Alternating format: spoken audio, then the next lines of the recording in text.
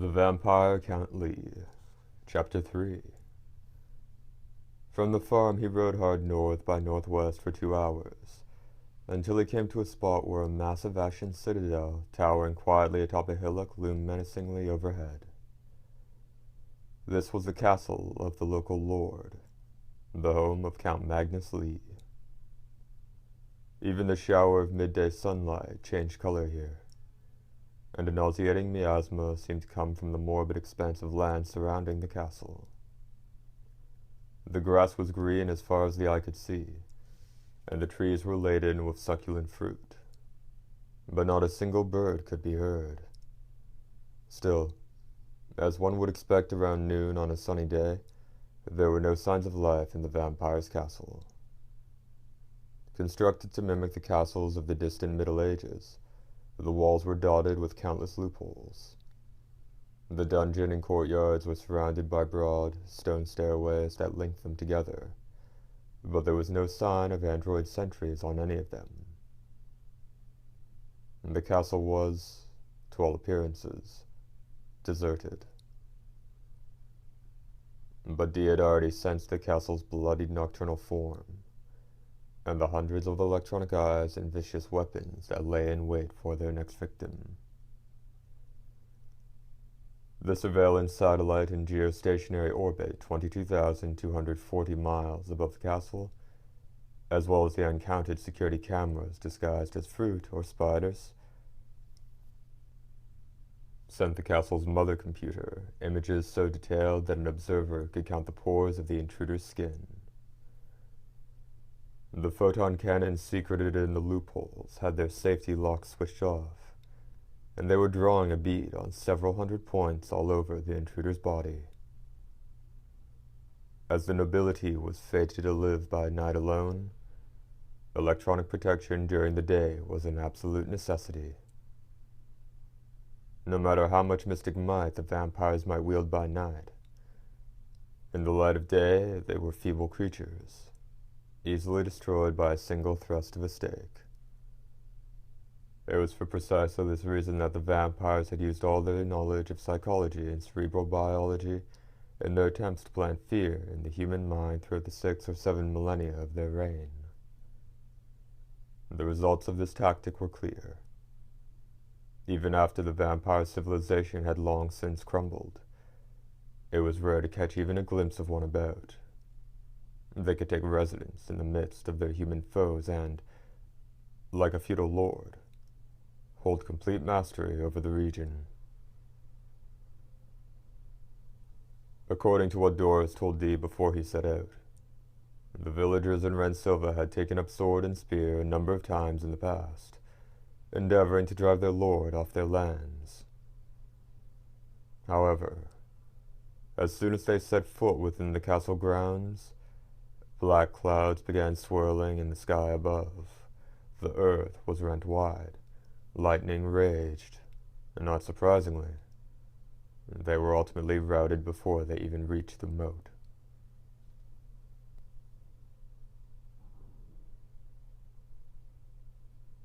Not giving in so easily, a group of villagers made a direct appeal to the capital and succeeded in getting the government's precious anti-gravity air corps to execute a bombing mission.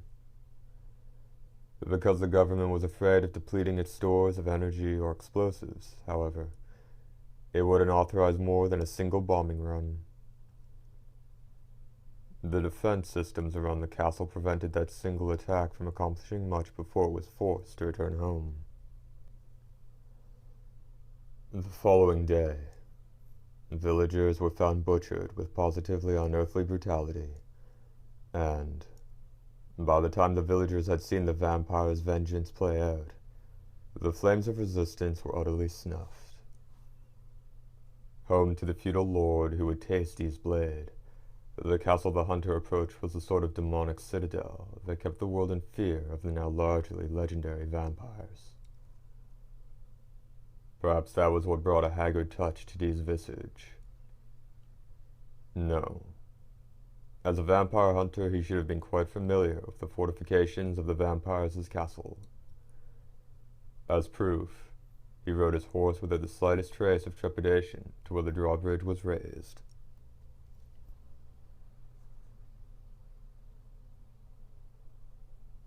But against the lord and his iron-walled castle, crammed with the most advanced electronics, what chance of victory did a lone youth with a sword have?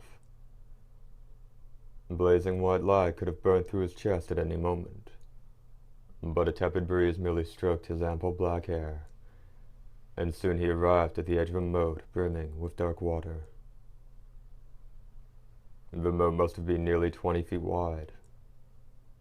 His eyes raced across the walls as he pondered his next move. But when he put his hand to his pendant, the drawbridge barring the castle gate amazingly began to descend with a heavy, grating noise. With earth-shaking force, the bridge was laid. "It is a great pleasure to receive you." A metallic voice called out from nowhere in particular. It was computer-synthesized speech, the ultimate impersonality simulation. "Please proceed into the castle proper. Directions shall be transmitted to the brain of my lord's mount. Please pardon the fact no one was here to greet you." D said nothing as he urged his horse on. Once he'd crossed the bridge, he entered a large courtyard. Behind him came the sounds of the drawbridge being raised again, but he advanced down the cobblestone way toward the palace without a backward glance. The orderly rows of trees, the marble sculptures glittering in the sunlight, stairways and corridors leading to places that couldn't be guessed, all gave the feeling of scrupulous upkeep by machines. Though no one could say how many millennia ago they'd been planted or sculpted, they looked as fresh and new as if they'd been placed there only yesterday.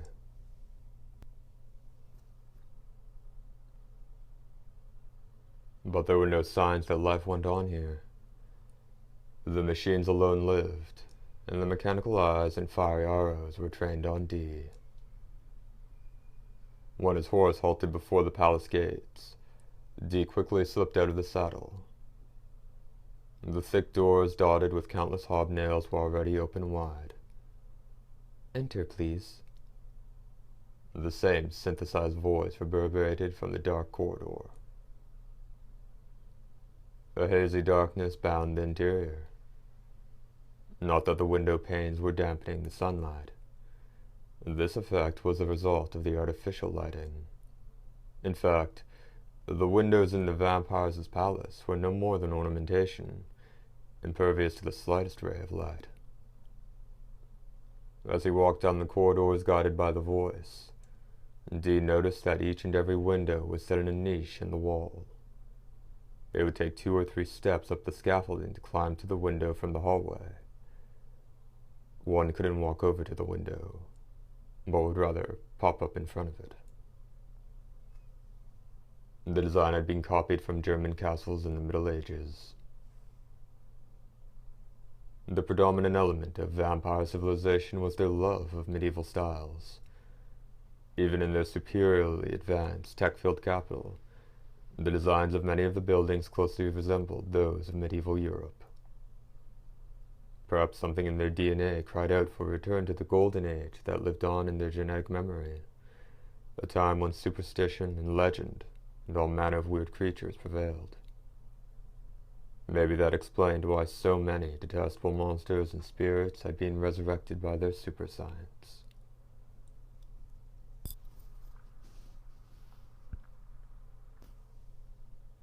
The voice led D to a splendid door of massive proportions.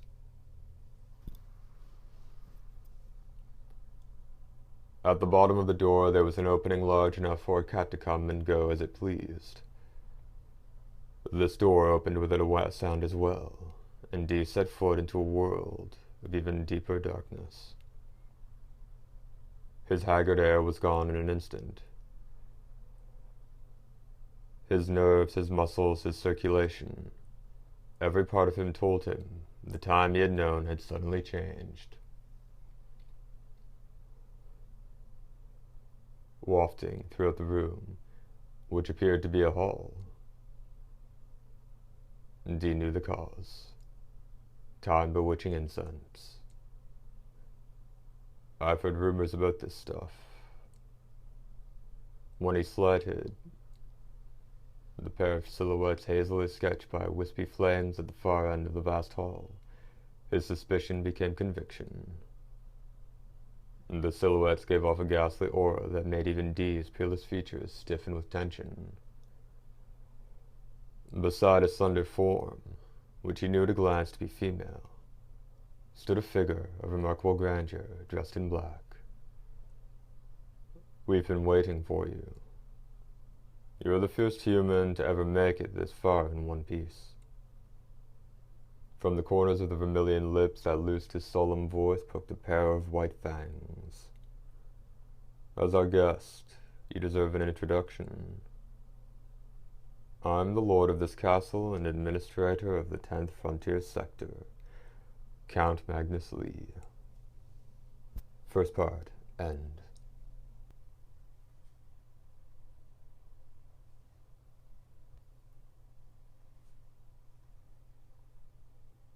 Second part. Time-bewitching incense could be called the ultimate chemical compound born of the vampire's physiological needs. For the most part, the information and rumors people passed along about the physiology of these fiends, the various stories told since time immemorial, were essentially true. Outlandish tales about transforming into bats, turning themselves into fog and billowing away, and so on. Stories that there were vampires who could do such things and others who couldn't were taken as fact. Just as in human society ability varied according to an individual's disposition, so too among the vampires there were some demons who freely controlled the weather, while other fiends had mastery over lower animals. Many aspects of the vampire's fantastic physiology, however, remain shrouded in mystery. For example, the reason why they slept by day but awoke at night remained unclear.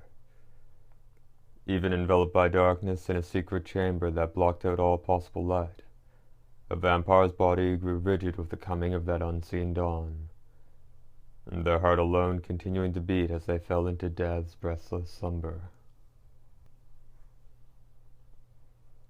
Despite a concerted effort at explanation spanning thousands of years and investing the essence of every possible field of science, ecology, biology, cerebral physiology, psychology, and even superpsychology, the damned couldn't shed a bit of light on the true cause of their sleep. As if to say, those who dwelt in the darkness were denied even the rays of hope. Born of the vampires' desperate research, time-bewitching incense was one means of overcoming their limitations. Wherever its scent hung, the time would become night, or rather, appear to be night. In a manner of speaking, normal temporal effects were so altered by this chemical compound, the incense made time itself seem hypnotized. In the glistening sunlight of early afternoon, the night-blooming moonlight grass would open its gorgeous white flowers. People would doze off and remain asleep indefinitely, and the eyes of vampires would shine with a piercing light. Due to the extreme difficulty of finding and combining the components, the incense was very hard to come by. But rumors spread to every corner of the frontier about hunters who forced their way into a vampire resting place when the sun was high, only to be brutally ambushed by nobles who just happened to have some on hand. There, in the false night, D faced the dark liege lord. "Did you come here expecting to find us asleep, foolish one? As you managed to stop my daughter, I believed you to be a more stalwart opponent than the usual insects, and I allowed you this meeting."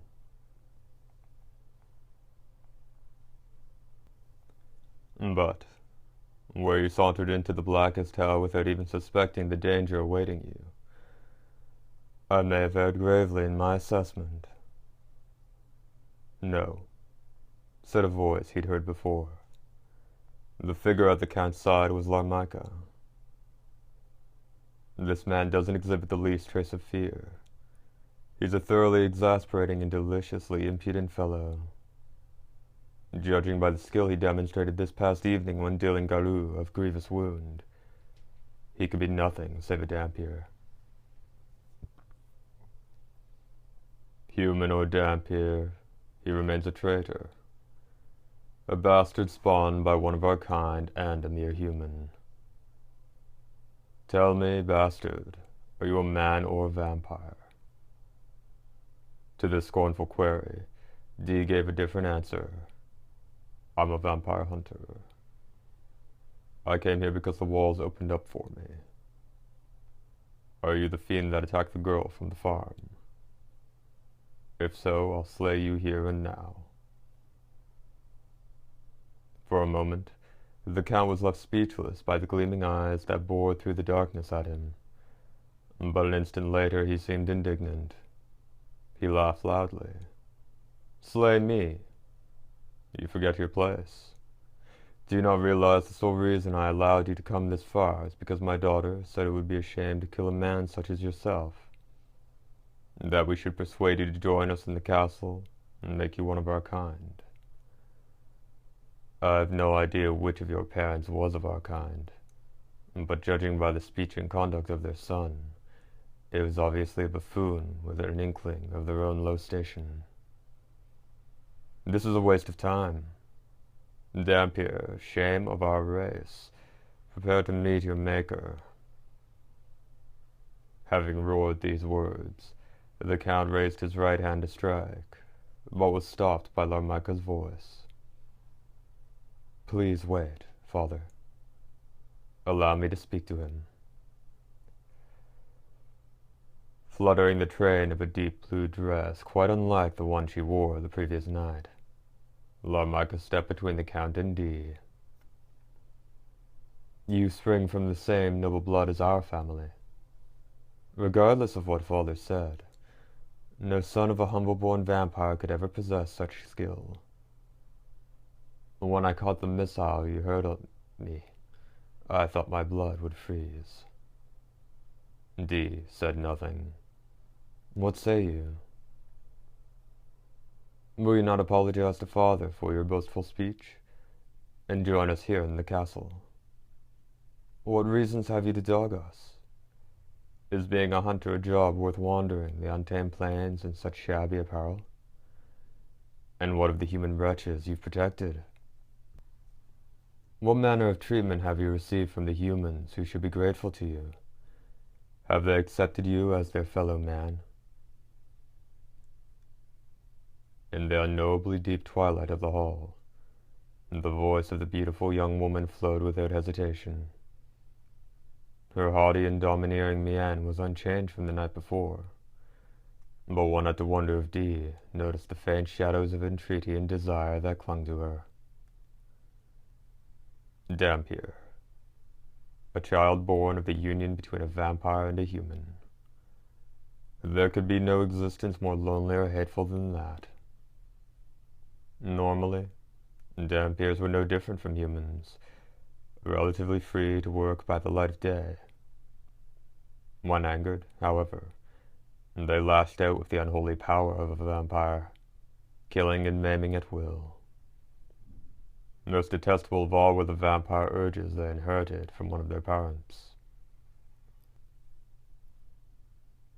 Based on their innate and intimate knowledge of vampires' strengths and weaknesses, many chose to become vampire hunters in order to make a living in human society.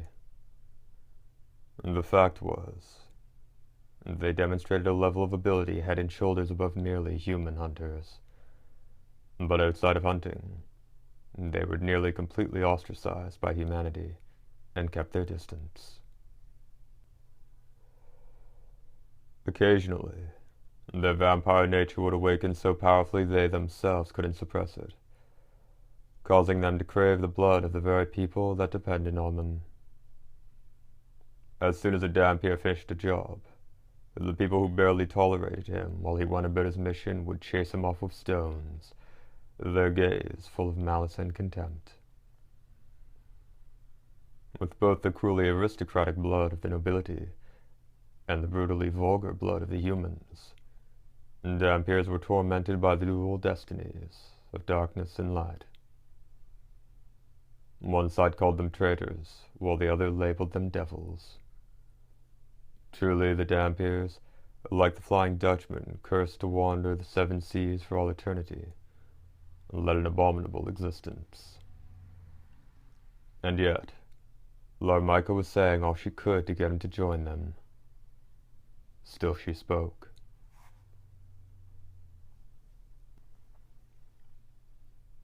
You can't possibly have a single pleasant reminiscence from your life as a hunter.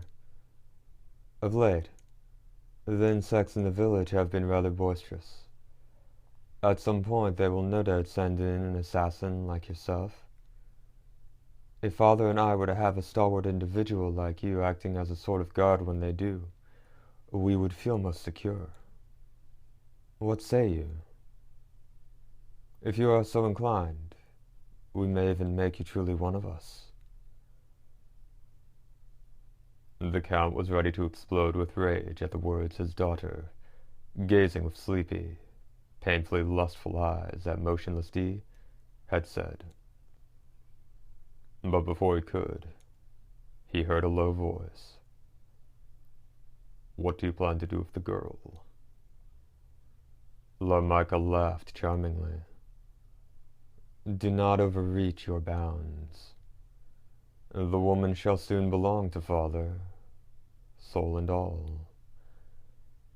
And then, staring fixedly at her father with a cutting and highly ironic gaze, she said, I believe Father wishes to make her one of his concubines, but I cannot allow it. I shall drain her of every last drop of blood, then leave her for the human worms to rip apart and put to the torch. Her words suddenly stopped, and the Count's eyes gave off blood light. And the fearsome night-stalking father and daughter surmised through their supernaturally attuned senses that the trivial opponent before them, and the youth who was trapped like the proverbial rat, was rapidly transforming, and that he was becoming the same thing they were. Still you fail to comprehend this, Larmica scolded. What can come of this obligation you have toward the human worms? Those menials spared no pains in exterminating each and every living creature on the face of the earth besides themselves, and managed to nearly wipe themselves out through their own carelessness. And they only continued living through the charity of our kind. At the first time our power waned, the insurgents were all too happy to fly the flags of revolt. They, not we, are the creatures that should be expunged from this planet and from all of space. At that moment, the Count thought he'd heard a certain phrase, and his brow knit.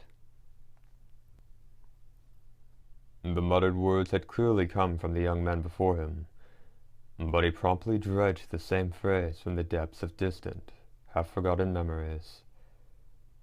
Reason denied the possibility of such a thing. Impossible, he thought.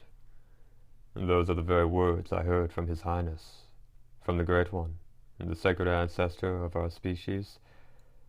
That filthy whelp couldn't possibly know such things. He heard Dee's voice. Is that all you have to say? Fool. The screams of both father and daughter resounded through the vast chamber. Negotiations had fallen through. The Count's lips warped into a cold-blooded and confident grin. He gave a crisp snap of the fingers on his right hand, but a rush of consternation came into his pale visage a few seconds later when he realized the countless electronic weapons mounted throughout the hall weren't operating. The pendant on Dee's chest emitted a blue light. I don't know what you have up your sleeve, but the weapons of the nobility don't work against me. Leaving only his words there, D kicked off the ground. Lightning fast, there would be no escaping him. Drawing his sword in midair, he pulled it to his right side. Just as he landed, his deadly thrust became a flash of silver that sank into the Count's chest. And there was a sound of flesh striking flesh.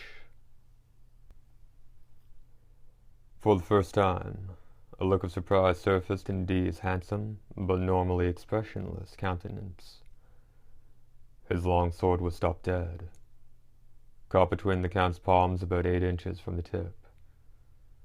Moreover, from their respective stances, D was in a far better position to exert more force upon the sword, but though he put all his might behind it, the blade wouldn't budge an inch, just as if it was wedged in a wall.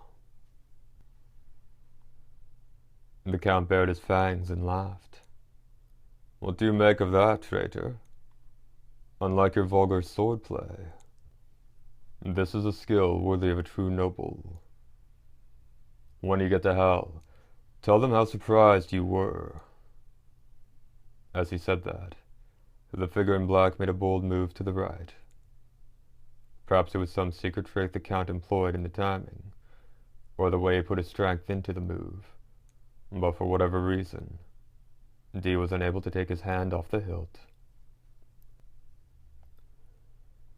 He was thrown along with the sword into the center of the hall. However, the Count quite unexpectedly found his breath taken away. There was no crunching bones to be heard. The youth somersaulted in midair like a cat about to land feet first on the floor with the hem of his coat billowing out around him. Or rather, he was ready to land there. With no floor beneath his feet, D kept right on going, falling into the pitch-black maw that opened suddenly beneath him.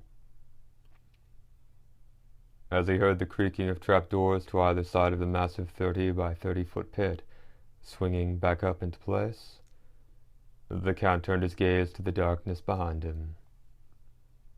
Larmica appeared from it. "It's a primitive trap, but it was fortunate for us we had it put there, was it not, Father? When all your vaunted atomic armaments were useless, a pit full of cogs and springs rid us of that nuisance." At her charming laughter, the Count made a sullen face. He had reluctantly allowed this trap to be installed due to Larmica's entreaties. There's no way she could have foreseen this day's events, the Count thought. But this girl, daughter of mine though she may be, seems on occasion to be a creature beyond imagining. Shaking off his grimace, he said, "At the same instant I hurled him, you pulled the cord on the trapdoor. Who but my daughter would be capable of as much? But is this for the best?" "Is what for the best?"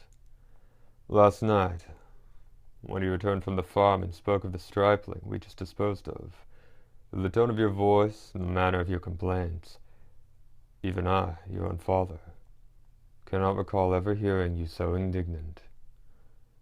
Yet your indignation held a feverish sentiment that was equally new. Could it be you're smitten with..." Unanticipated though her father's words were, Larmica donned a smile that positively defied description. Not only that, she licked her lips as well. "Do you believe I could let a man I love drop down there? Father, as its architect, you know far better than anyone what a living hell that subterranean region is. Damp here or not, no one could come out of that benighted pit alive. But what?" Here, Larmica once again made a ghastly smile that even caused Count Lee, her own father, to flinch. If he can escape from there with naught but a sword and the power of his own limbs, I shall devote myself to him, body and soul. By the eternal life and 10,000 bloody years of the history of the nobility, I swear I love him. I love the vampire Hunter D. Now was the Count's turn to smile bitterly. It is hell for those you despise, and a worse hell for those you desire. Though I don't believe there's anything in this world that can face the three sisters and live to tell the tale. Of course not, Father. However, the Count continued, should he survive, and you meet him again, what will you do should he spurn your affections? Lord Micah responded in a heartbeat. Flames of joy rose from her body. Her eyes glittered wildly, but were moist with hot tears. Her crimson lips parted slightly, and her slick tongue licked along her lips as if it possessed a will of its own. In that case, I will deal the death blow to him without fail. I shall rip out his heart and lop off his head, and then he shall truly be mine, and I shall be his. I will taste the sweet blood as it seeps from his wounds, and after I have kissed his pale and withered lips, I shall tear open my own breast and let the hot blood of the nobility course down his gaping throat. When Lord Micah had taken her leave, following her incredibly gruesome yet fervent declaration of love, the Count's expression was a mixture of anger and apprehension, and he turned his gaze to the pit. He pressed one hand against the left side of his chest through his cape. The fabric was soaking wet with blood, though he seemed to have masterfully caught Dee's blade. More than an inch at the tip had sunken into his immortal flesh. Some trick of the sword may have been involved, for, unlike any wound he'd heretofore taken in battle, the gash still hadn't closed, and the warm blood that was the fount of his life was flowing out. Now there is a man to be feared. He might even have. The Count erased from his mind all thoughts of what might happen should he face the youth again in a battle to the death. Considering the things that awaited the whelp in the subterranean world, Dee didn't have one chance in a million of returning to the surface. Turning his back to the hall, the Count was about to walk back to his dark demesne when the words the youth had whispered flitted through his brain. Words the Count had heard from that august personage, a phrase that could render the faces of every noble, extinct or still living on, melancholy every time it was recalled. How could that stripling know those words?